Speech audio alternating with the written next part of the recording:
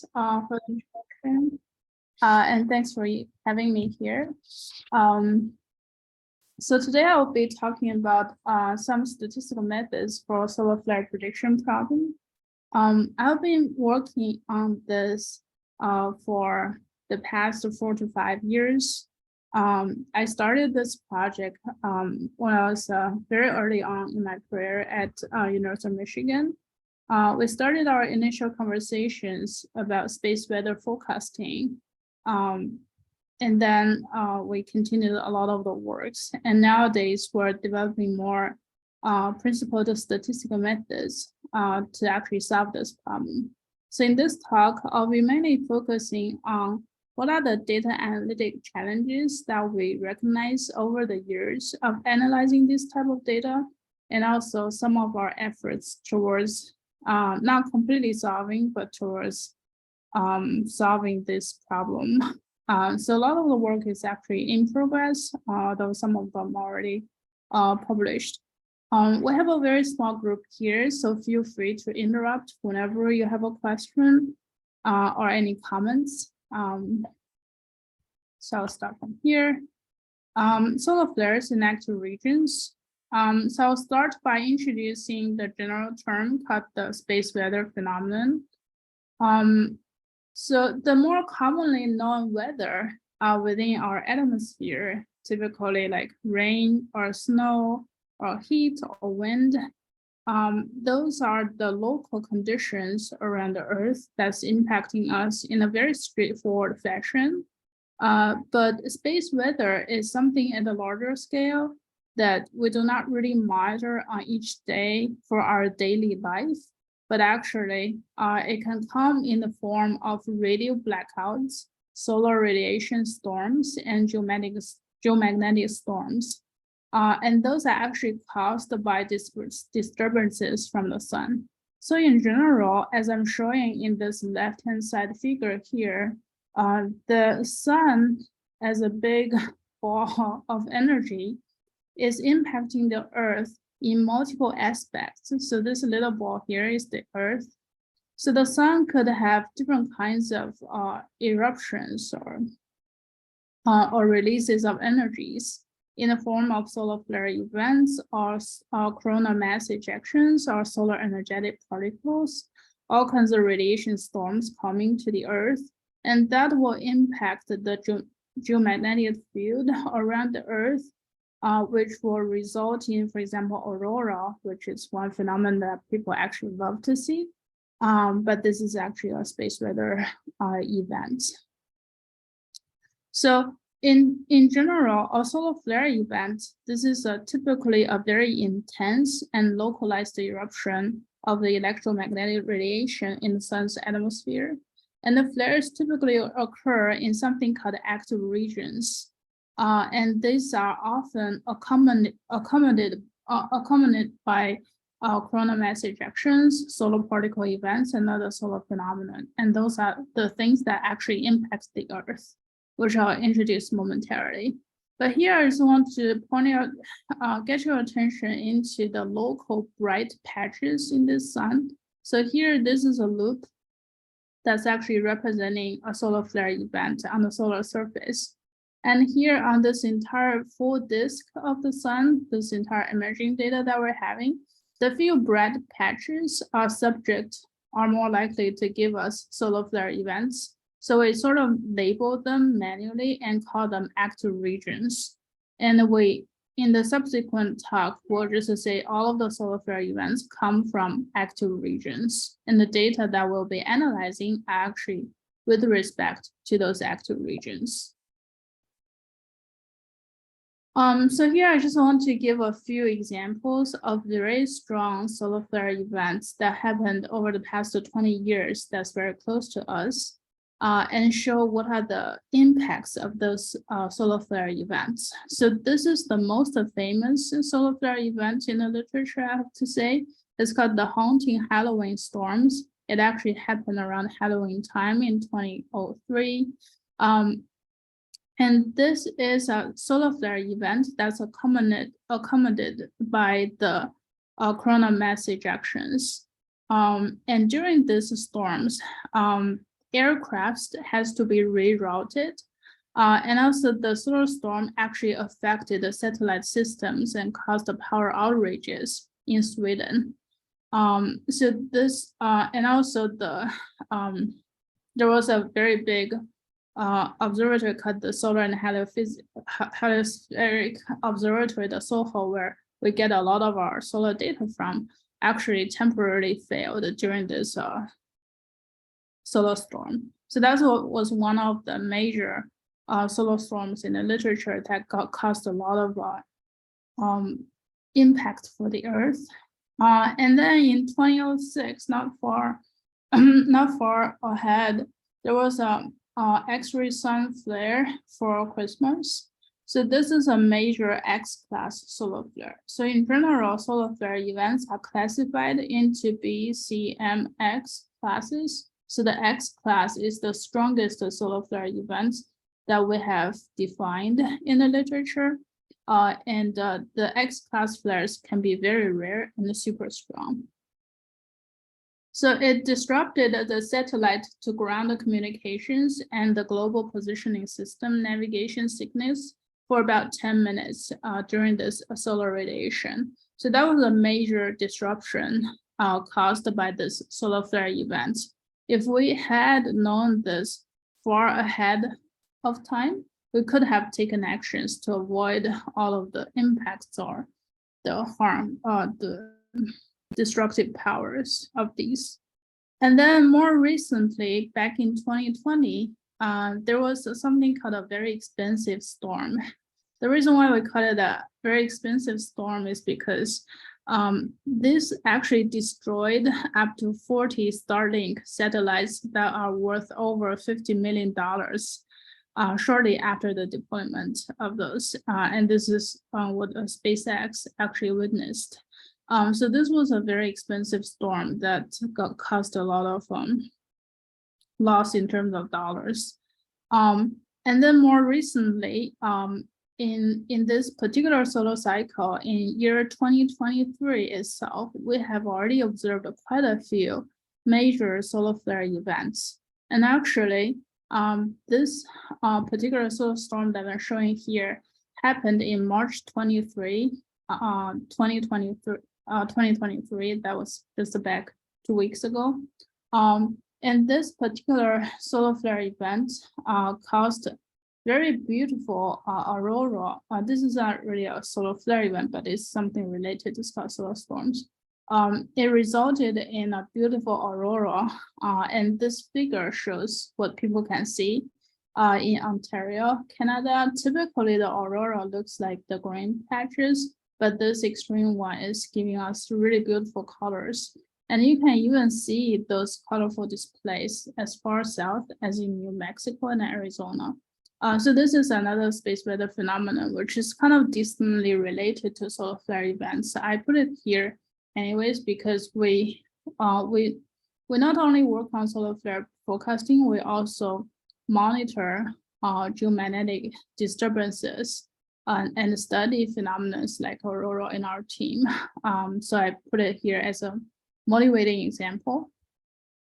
So in terms of the space weather impacts, what the solar storms in general could impact for the Earth include electric power transmission, radio communications, satellite tracks, space weather GPS systems, and also it has some impacts on the climate. So due to all of these reasons, we really want to monitor in real time the impacts of strong solar flare events. If we could ever predict them in a very nice way, it's gonna be great. So this entire field of space weather forecasting was very much occupied by physics-based or first principle-based modeling approaches. And they got some successful results over the past half century. But nowadays, we're gradually realizing that as we collect more and more high resolution in terms of spatial and temporal resolution images and collecting more data, we could probably use data-driven approaches to improve the solar flare forecasting. So one example that I have is that based on first principle methods, the lead time or the forecasting window that you can have for major space weather events, such as solar flare events, is only in terms of half an hour, like 30 minutes or something. But then we can demonstrate using a very straightforward machine learning model, not even anything complicated, that this capability can be improved to up to 24-hour lead time with decent accuracy in terms of predicting major solar flare events. So in the recent years, the entire community has been putting a lot of emphasis on data-driven approaches for solar flare forecasting and in more general space weather monitoring. People want to use data-driven approaches to replace part of the physics modeling or facilitate the physical modeling. So you can see a lot of keywords like data-driven approaches, machine learning methods, data assimilation, uncertainty quantification nowadays within the field of space weather. In my team, what we're focused on is that we want to propose and use principled statistical methods to actually solve those data and analytic challenges given by the solar flare eruptions and also the major space weather events. So now I'll be spending quite a bit of time talking about the data analytic challenges, which is really what we gradually learn and gain the knowledge about as we navigate into this new field of solar flare predictions. So as a statistician, we always start from what kind of observations is really available to us and what they look like and what kind of information they're containing. So the first sort of observations that we have is called this GOES time series. Essentially, it's recording the time series of flare events, and we are getting a list out of this. So what I'm showing here is that this data is actually displayed in real time on the NOAA website or on the GOES website. So I downloaded this at the time of my preparing for this set of slides. So this was in 2023, March 31st. And then this is an entire week of data. Right now, we'll also have data here, but I didn't update it. So we are collecting data about the X-ray flux strength. We call it the intensity of solar flare events in real time. It's 1 minute resolution in terms of temporal resolution. And then the flare classes are defined in terms of A, B, C, and X, depending on how big the peak flux is locally. So here we see that back in March 29th, there was a major M class solar flare event because we can match that label here with the peak here that we observe. So in other words, we have those discrete records here, and we also track in real time for the entire temporal history of these. So one thing about these type of time series is that majority of the time, the flux is at the baseline level where it's corresponding to B or C level class or even lower. But then the storm, the flaring time is very short and very extreme. So all of a sudden it goes to a very extreme extent and then it comes back gradually. So you always see this kind of trend. So we're trying to capture very abrupt eruptions or events from this time series. And for this particular time series, again, we get a data point every minute, and we have data for multiple decades for this particular data set. So that essentially for us means the response, something that we want to monitor in real time, but also predict at least 24 hours ahead of time. Then what kind of information can we use to actually predict those kind of quantities? So the thing that we have are collected in terms of videos or images. So I'm showing you a few of those examples of the entire disk of the entire sun. So essentially we can collect things like 2D photospheric maps of the 3 orthogonal magnetic field components. And they are observed with 1 arc-second spatial resolution with a time cadence of 12 minutes. So that means for every 12 minutes, we have a high resolution observation, multiple channels of the high resolution images of the entire sun.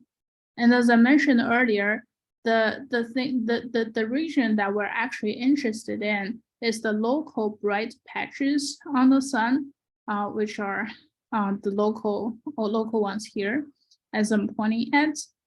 And those could be of size a few thousand by a few thousand, or a few hundred by a few hundred. And the different active regions will vary by size and the length in which we can observe each of the active regions as they rotate away so that we don't see them anymore also varies from active region to active region.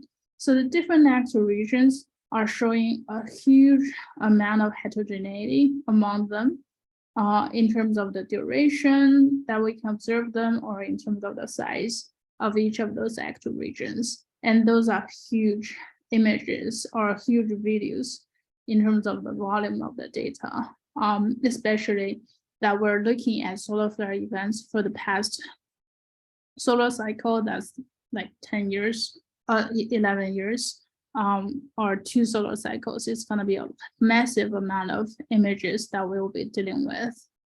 And on the other side, because again, this field was occupied a lot by physicists, so they have their own knowledge about how the flares come into formation and what is the actual mechanism that they have such kind of formulas to calculate it. So they come up with a bunch of input parameters. We call them sharp parameters. Those parameters are calculated based on the physics understanding about the flaring mechanism. So those are just a vectored time series that we can use in order to predict solar flare events. And the natural question to ask is, are those physics quantities enough, or do humans already understand enough about the solar phenomenon such that we capture the important predictors already using those physics knowledge? And as a prelude for my talk, I can tell that no, actually those parameters are not enough. We definitely want to go back to the raw images again to let the algorithms tell us what are the things that we can learn. And also based on the statistical algorithms, how do we interpret the formation of solar flare events? So that's another piece of information.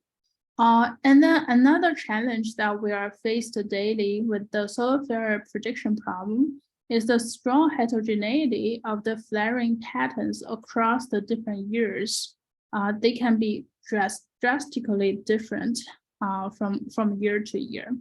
So we define every 11 years as a solar cycle, and for each cycle, there's a trend in terms of how active the sun is. So let's take a look at this figure, which I'm showing the solar cycles back in from 1975 all the way to 2020. So those are all the observations.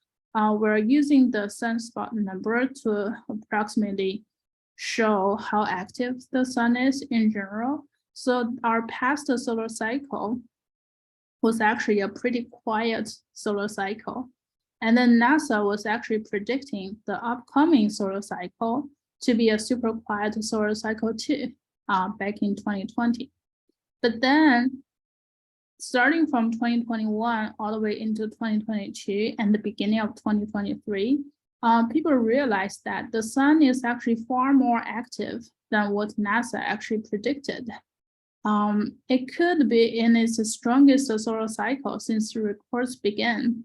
And actually, this is an older figure. If you get the newer ones, the newer predictions already show that at the current stage of 2023, the beginning of 2023, the magnitude of the sunspot number already exceed the predicted maximum that's to be happening in 2026.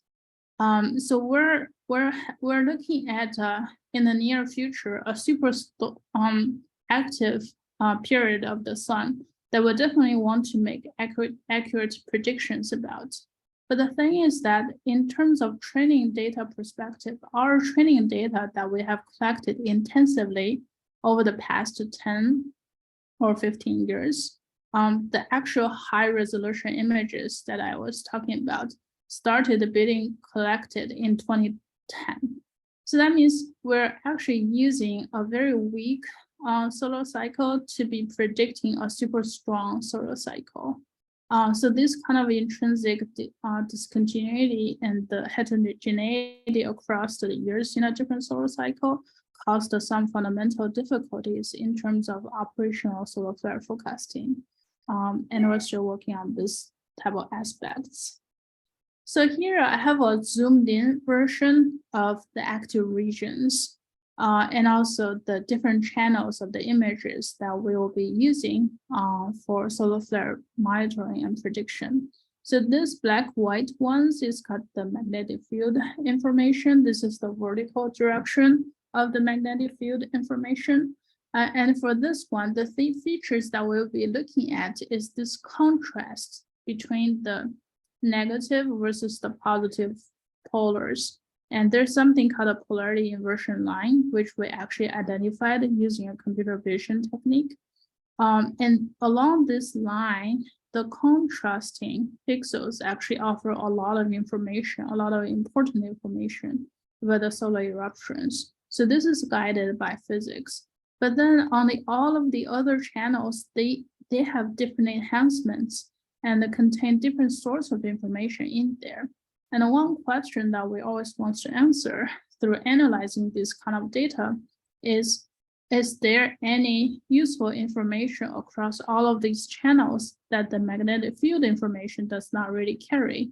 And if so, what percentage of information should be coming from each of those channels for prediction, and what percentage of information should be coming from the polarity inversion line or the magnetic field information?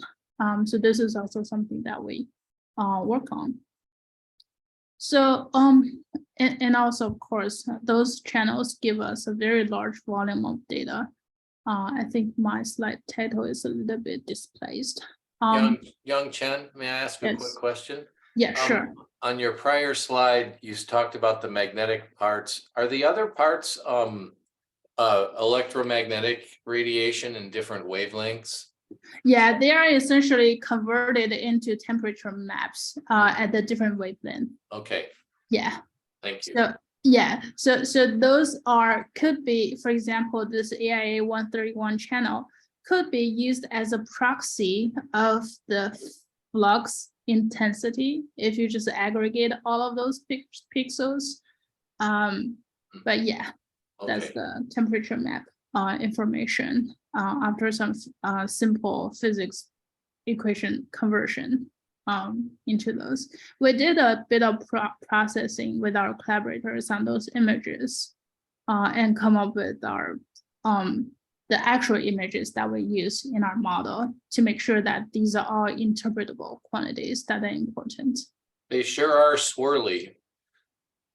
Sorry, what? They swirl around a lot. They have certain amazing shapes. That's all. So. Oh yeah, they look beautiful, but it's really the difficult thing is that these should be 3D structures, but our imaging can only capture a 2D information. And we're not in any position of reconstructing those 3D information. And that's also not our goal to do that. So we're trying to extract this information from this projected 2D information across different wavelengths, across different channels. Hopefully that will provide enough information to tell us the twists. So the twists actually are the energy accumulation process that will finally result in solar flare events. Neat, thanks. Yeah. Yang, is there new hardware going up either in space or new to collect different types of data that are being missed now, or is there nothing on the horizon? Like people have been debating about this. As I get more into the community, I've been joining some of the more recent debates about what kind of observations that you should be making and whether you should be continuing the current efforts or not. It's really interesting to see all of those debates from scientists and also all of the pushback from NASA nowadays. For example, the images that we're looking at, the HMI and AIA images, is all on this SDO satellite. That's currently the JSOC website is kind of managed by the Stanford team. And they're even thinking about discontinuing that in the near future. And also another fundamental thing about solar eruption monitoring is that when it's close to the limb, we cannot really make any observations anymore. And there are people who has been proposing that we should launch new satellites to capture the back of the sun to give us a full picture of what's actually going on instead of just looking at the line of sight. But there are pushbacks also. So those are all recent conversations that I saw or hear when I go to like small workshops where NSF directors, NASA directors, and also scientists sit down together to discuss.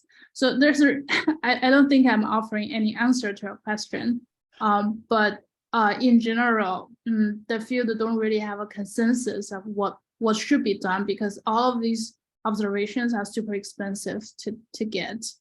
And these data are so huge that even the data server and maintenance cost a lot of money.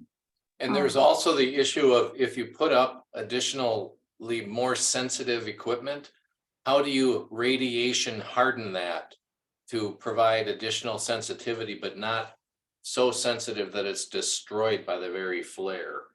So there's issues there I'm familiar with. Anyway, that's neat. Yeah, actually, for one of those solar flare eruptions that I showed at the very beginning of this talk, there was one particular event that the event level is exceeding the threshold for the instrument such that we actually don't have observations for that particular event for a period of time for that eruption. Yes. Especially for this upcoming strong solar cycle, I think we're too late already to prepare for anything in terms of observations. We'll have the current SDO running and collect the same kind of data I'm showing here. So our models will be used, I think, for this particular solar cycle with the same data type. So one other thing that I want to point out about the data analytic challenges is that these kind of events are actually pretty rare. I'm showing the data from in February year 2011, which is just serving as an example. I'm showing here the blue dots are the B class flares, which is really weak. Nobody actually care about them unless they incur in coronal mass ejections, but it's very rare. And then C class flares, they happen a lot, but it's also relatively weak most of the time. We don't care so much because they don't really disrupt our activities. And M class flares and X class flares are extremely strong flare events that we definitely want to monitor in real time and predict ahead of time. And they're pretty rare. They don't really happen a lot. And this is actually already a super active time of this particular year that I'm showing. Any other times, you typically do not really see any of the red or purple dots here on this plot when I see these kind of scatter plots. So we're handling very extreme, large, and rare events.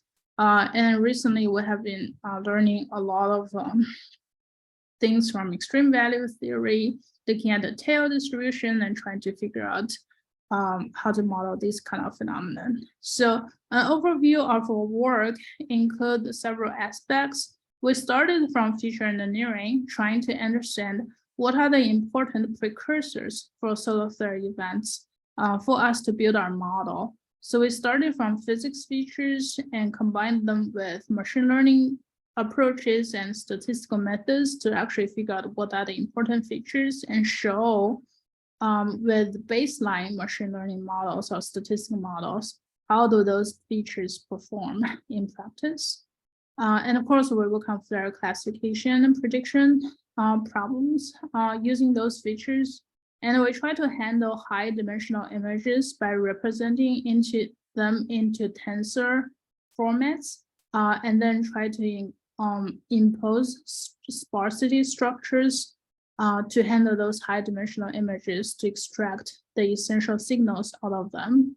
And then we also want to combine multiple sources of information. As I showed, there are multiple channels of images, and also there's the physics quantities, the physics parameters that are already derived. So we want to combine all of those for flare forecasting. And then there are a lot of unique challenges in terms of operational forecasting, because if we want to put our model into operational running, there are a lot of things that we need to be very careful about. One thing is about this label shift problem, where we are training on a particular solar cycle, which may not be similar to an upcoming solar cycle. And then the flaring frequency is quite different from year to year. So we need to adjust for that in an efficient fashion in order to avoid those false negatives and false positives. Especially false negatives is a very serious mistake in this community. So there are a lot of unique challenges that we're handling with a bunch of different projects. So for the rest of this talk, I'll briefly mention a few of the things that we tried before. So in terms of feature construction, we actually tried a purely machine learning black box method called autoencoder. Essentially, this is an image reconstruction technique. We want to reconstruct an image using a smaller dimensional hidden layer, which is only 512. And this encoder process goes from the raw image to this compressed dimension, and decoder goes from this compressed dimension to a reconstructed image. And of course, the loss function is just the difference between the observed and reconstructed images. So here I just show a few successful examples of the image reconstruction using the autoencoder. So these are the 3D magnetic field information for 6 different axis regions. The color bars is a little bit blurred here. And then on the top panel for each one, those are the observed ones. And on the bottom panel, those are the reconstructed ones. So we can see that the reconstruction is smoothing out a lot of those information, but also preserving some of those contrasts, as I mentioned before. And those contrasts are actually super important for flare forecasting.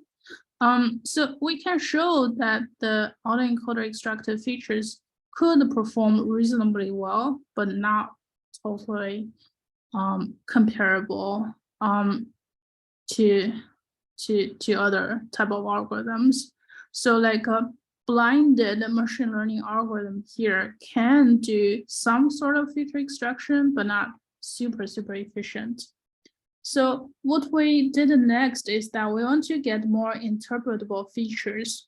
And we learned from a lot of physics and trying to understand what are the important things about an image that might lead to solar flare events. And we obtain this type of knowledge by going through active region by active region and asking our collaborator to circle out the important features that they think that they have analyzed case by case in the literature. And then we figured that actually some ideas from topological data analysis and also from spatial statistics can actually help quite a bit in this context.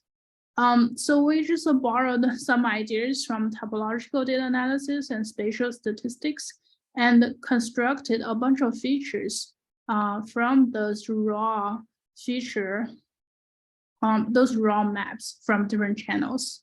So in terms of topological features, we use the very simple ones, Betty numbers. And in terms of spatial statistics, we used the spatial dispersion and variation informations using the Ripley's case function and the variogram. Those are I would say very simple and very basic traditional spatial statistics features. But actually doing so enable us to obtain improved skew scores for solar flare forecasting with a very baseline machine learning algorithm. In that case, we're using logistic regression. So this is the skew score, the true skew score, which is a trade-off between false positive and false negatives, or type 1, type 2 errors. With the full set of features that we had, combining the topological features, the spatial statistics features, and some geometric features, we can obtain very nice skew scores as compared to all of the other models that we compare against. So in this case, we do get a bunch of interpretable features constructed. So here is just one demonstration. For a weak flare that's as weak as a B-class flare versus a very strong flare event of an M-class flare, the Ripley's case functions are quite different, 1 hour, 6 hour, 12 hour, or 24 hour ahead of the flaring event. So this is showing, essentially this figure is showing that the Ripley's case function as a functional of the distance is having a very good discriminative power between a weak flare versus a strong flare event. So I want to show a few case studies for successful flare classification that we had before. So each of those plots here shows an active region. And then we're labeling the strong flare events of M class with the red ticks in each of those figures. And then the prediction score that we have based on our model, a very vanilla long short-term memory neural network model is plotted here, which means what is the probability of an upcoming strong solar flare event. So you can see that we have a very sharp transition of the prediction score from almost a 0 to almost 1 around a day or two before a major flare eruption. So this figure essentially tells us that there indeed exist very strong precursors a day ahead of a strong flare eruption. So we definitely should be able to get it based on a data-driven approach. But the problem is really how. And then actually, if we trace the actual region long enough, we discovered that binary classification for solar eruptions is actually not the best way to go. The reason is that, see this example for an actual region that we tracked for 250 hours, that's very long. At the beginning, around a day before the first major eruption, our prediction score actually go up all the way to 1, which is great. And then after the last strong eruption, our prediction score gradually go down to 0, which is also great. But then in this second example, we have a disastrous prediction. The beginning is always still good, around 30 hours ahead of the first eruption. The prediction score climbed from 0 to 1. But then the prediction score dropped all the way down to 0 before the last strong eruption going on. So essentially what our model is doing is that while there's a major flaring event happening, our model tells them that there's nothing going on. And then you can send an astronaut to space and then the astronaut gets killed or gets the space exploration does not get successful because of this solar eruption. So these kind of mistakes is really not tolerable within this community. And that motivated us to look into, well, actually vanilla binary classification models is not the best solution for forecasting solar flare events. So our second step in this procedure is that instead of flare classification, we try to directly predict the real-time flare intensity as represented the time series trajectory from the GOES satellite. And beyond the flaring event and flaring times, we also try to include the non-flaring time in the observations to capture those quiet phenomena as a contrast to flaring events. And finally, a byproduct is actually a flare classification model. So in this particular model, we introduced something called a mixed LSTM regression, which is using the idea of a mixture modeling in statistics, combine that with the LSTM block to capture the temporal prediction part, but also the heterogeneity in terms of the model and the response. So we balance two different loss functions. One is the cross entropy loss for whether a flare is coming or not, and the other is the squared error loss for the logarithm intensity of an upcoming flare if it is coming. So this is our loss function, and then we cross-validate to obtain the optimal weighting for those two different kinds of losses. And we can show that actually our predicted values versus the raw observed values, they are aligned to the 45-degree line pretty well. And here again, this is a bunch of case studies where we're showing 4 different active regions, and for each of them, there are 2 different plots going on. The top panel essentially shows what is the probability of a local flaring event. It could be of any class. So as you can see, whenever there's a dot on the bottom plot, whenever there's a flare going on, the probability score is always high up here near 1. Whenever there's no flares going on, the probability score is around 0. So that's what the top panel is capturing. And then for the lower panels, besides those scatter points, which are indicating the different flare events, again, the red ones, the stronger flare events, and the green ones, the weaker flare events, those curves are capturing the local maximum flare intensity. So you can see that our curve is tracing those red dots and the local bigger green ones pretty well in real time. So essentially, this model is showing a lot of success in terms of predicting both whether locally there's a flare or not, but also locally what is the maximum or peak intensity of a flare if it does occur. And it's doing well for active regions that are super active, but also doing well for active regions that are not super active or maybe only include one strong flare event. Chen? Yes. A quick question about your mixing of the loss functions.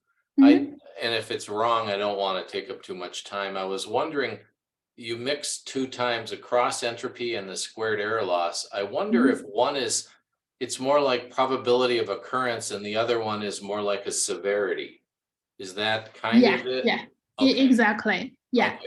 All right. That's all I wanted to know.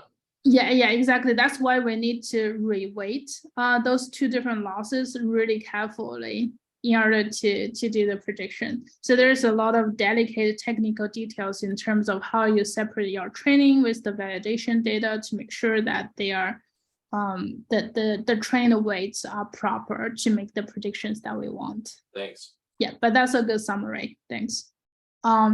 And then finally, we move on to the case where we actually do want to take advantage of all of the information that we observe from those raw images, because all of the previous results that I showed are based on those physics-derived quantities and also our own summary statistics about those images. We haven't really handled those high-dimensional images yet.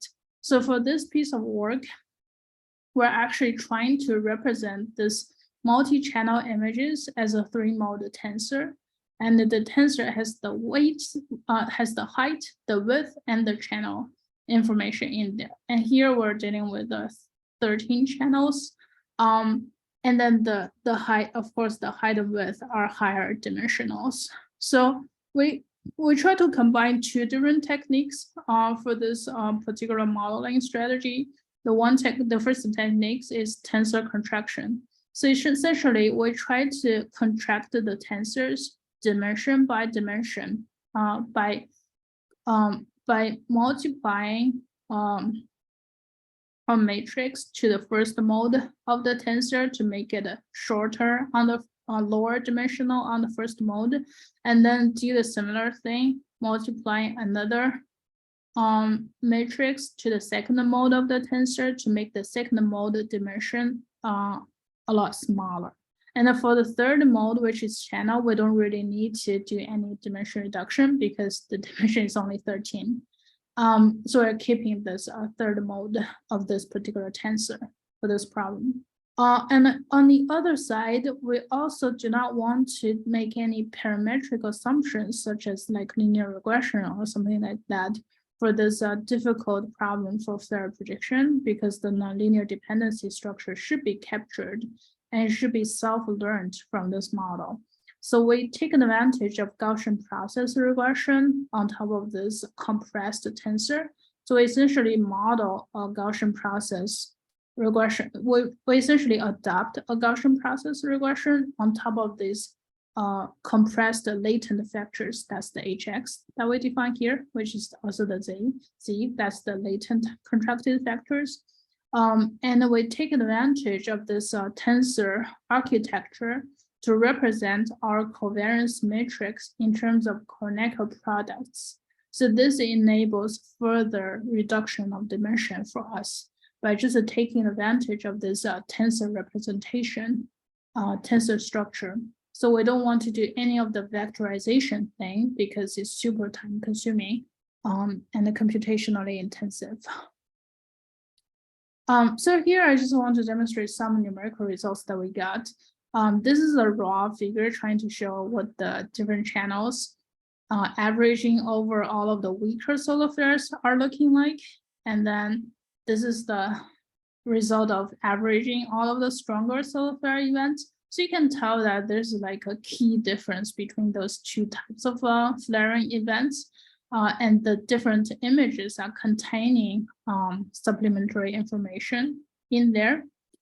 So in terms of the fitted parameters, we can actually begin interpreting them.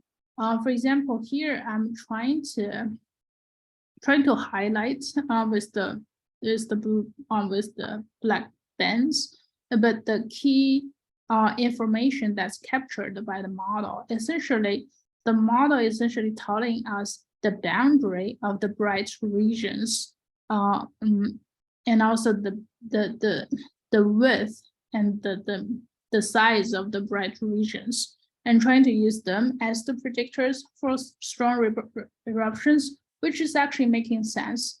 And then on the other hand, without even telling the model that polarity inversion line is gonna be important along the polarity inversion line, and especially cross horizontal or vertical to the polarity inversion line, there's a strong evidence for solar eruptions. Actually, the model is able to figure it out because we rotate the images such that the polarity inversion line is always vertical, as I'm showing here. And then the model is able to tell itself that along the polarity inversion line, we should be capturing some information, and then vertical to the polarity inversion line, the contrasting information should also be captured. So this model with the tensor construction combined with Gaussian process regression can actually self-teach itself a lot of those knowledges that we learn from physics perspective about the important aspects for solar eruption. And then a further interpretation of this model that we can have is a formal analysis of variance. Like people learn analysis of variance from their first ever class in statistics. And here we try to use the analysis of variance to actually capture the information of the cross-channel talks. Or in other words, we want to answer the question of what fraction of information for a flare eruption is offered by each channel of those images. Is it more due to the magnetic field information, or is it more due to the temperature map information? So by a careful analysis of the variance covariance structures, we were actually able to figure out what are the most important channels. Of course, the polarity inversion line is the most important ones, but also what are the other contributing channels that are important, and what are the locally correlated channels that are providing similar information, and what are the other channels that are providing orthogonal pieces of information. So those are all summarized. And also we're able to use the percentage of the explained variation because it's an additive model intrinsically. We use the percentage of explained variation to actually rank our channels and rank our features. So this has never been done before formally, and we're providing the community with those kind of findings, which is quite exciting for them. So I just want to conclude before I run out of time.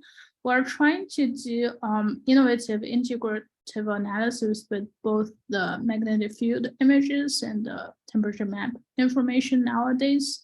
And we want to derive physically meaningful features, and we are working together very closely with our collaborators, trying to identify the featured actual regions for case studies and trying to figure out the new physics coming from those featured actual regions that we're able to identify based on the data-driven approach. And finally, we want to obtain principled, reliable, and reproducible statistical inference driven by physics principles with proper uncertainty quantification. So for this entire talk, I didn't really mention too much about uncertainty quantification, and this is something that we have been pursuing and have some success with the last model, which I didn't really talk about the uncertainty quantification results because we're still trying to figure out a way of presenting those. But uncertainty quantification and risk analysis is gonna be one of our major things for investigation for operational flare forecasting. Because for probabilistic forecasting, uncertainty quantification is going to be a big deal if we want to do it operationally. I have a few papers that are already published in this particular direction of research. If you're interested, feel free to check them out. And also, just one advertisement. If you know someone who is interested in this kind of projects, feel free to contact me. Thanks for your attention.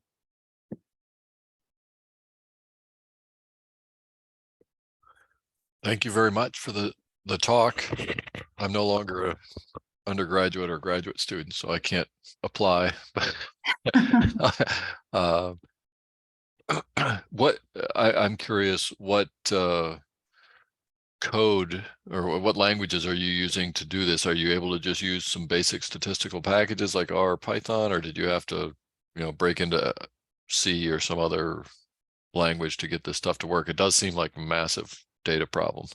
It is massive data problems, but we're lucky enough to use this to live in this modern world where the supercomputers are very powerful on campus, that we can just get away with Python. We have been using the Great Lakes very heavily because none of this could be done on a local machine. And actually, I stopped upgrading my local machine. I only use a Mac Air nowadays because I can't really do anything with a local machine anyways. Yeah. How long do you, like, if you're with such big things and you're going to run a test, how do you break it up so that you don't take too much time to find out a null result? Those are, you have such massive computational challenges. Yeah, so the lesson that we learned through this kind of massive model fitting and massive data is that we start from simple test cases as proofs of concepts, and then we take advantage of visualization tools, and also we spend a lot of time just to design summary statistics and visualizations to cross-check our models. Because, for example, we have those summary information about what each year, how active each year is, those solar cycle information. So our prediction results on the summary level should be aligned with this kind of solar cycle information. And there are a few actual regions that I know in the field to be super eruptive and super interesting. And we take extra caution whenever we fit massive scale models with all of the data from all of those years. And we particularly look at those interesting cases to check for stuff. Yeah. And right now the community is more concerned about if you miss predicting rather than if you, I'm asking this, are they more concerned about if you miss predicting rather than if you give a false positive and they wait around and nothing happens? They're more worried about a missed prediction. Is that correct? They are worried about everything, and they are especially worried about the fact that the result is generated by a black box. Okay. It's really a belief type of thing. Like physics models make mistakes all the time, but they think it's based on physics and they trust it. But then like a black box method for them is a harder thing to just take up. But I do see, like, if you just judge by how many grant opportunities are coming up about data-driven approaches for space weather forecasting, it's definitely one of the biggest trends within the community.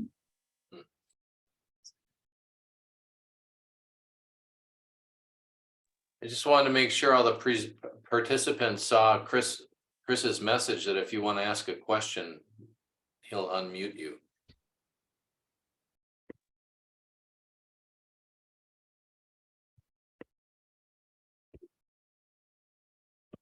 Hopefully I left the Q&A and chat boxes open for participants to actually communicate.